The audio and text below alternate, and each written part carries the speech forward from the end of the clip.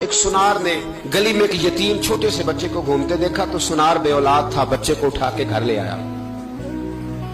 18 سال اس بچے کی پرورش کی، اس کو پالا پوسا جوان کیا۔ سنار کے پاس وہ دکان پہ چلا جاتا، وہ کئی دفعہ دکان پہ رہتا، کئی دفعہ گھر میں رہتا۔ ایک دفعہ وہ دکان پہ تھا، بچہ گھر تھا، 18 سال کا جوان۔ اس کی بیوی اکیلی تھی، وہ جس نے ماں بن کے پالا تھا اس نے اسی پہ حملہ کر دیا، اس کا بازو بری نیت سے تھاما۔ بیوی چیخی، تھوڑی دیر گزری تو وہ نوجوان پیروں میں بیٹھ گیا، کہنے لگا ماں پتہ نہیں مجھے کیا ہوا۔ شام کو سنار آیا، بیوی چیخنے لگی، چلانے لگی، کہنے لگی آج عجیب بات ہوئی، جس کو میں نے جگر کا خون دے دے کے پالا اسی نے گندی نظر ڈالی۔ سنار محو حیرت ہے، بیوی کا خیال تھا کہ لاٹھ اٹھائے گا، ڈنڈا اٹھائے گا، نوجوان کو مارے گا، لیکن وہ رونے لگ گیا۔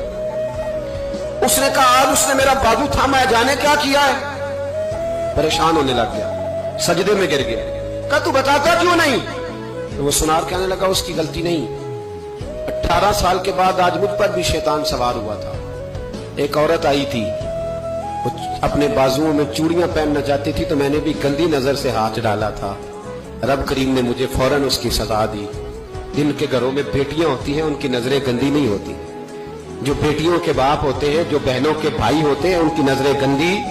اور اگر تو ٹیلی فون کرتا ہے، تو کسی عورت کے ساتھ تعلق رکھتا ہے تو یہ بات لکھ لے، امام فخر الدین رازی 1، علامہ اسماعیل حقی 2، ملا جلال الدین رومی 3، امام خازن 4، امام جلال الدین سیوطی 5 حدیث کے استاد اور محدث لکھتے ہیں کہ اگر تو کسی پر گندی نظر ڈالے گا تو تیرا گھر بچ سکتا، یاد رکھ نہیں بچے گا، اس لیے کہ تیری نظر کسی کی بیٹی کو بیٹی سمجھ تاکہ تیری بچی کا پردہ قائم رہے، کسی کی بہن کو یہ کیا بات ہوئی کہ تو جتنا مرضی گند معاشرے میں پھیلاتا رہے تیرا گھر بچا رہے، یہ کیسے ہو سکتا؟ فَإِنَّ لَهُ مَعِيشَةً ضَنْكَ، اللہ فرماتے ہیں زندگی تنگ ہو جائے گی تیرے لیے مشکل، تو ڈھونڈتا پھرے گا کہ میں مرنے کو جگہ تلاش کروں۔ سچی توبہ کرے، کھری توبہ کرے، یہ گناہ انسان کو مجبور کر دیتے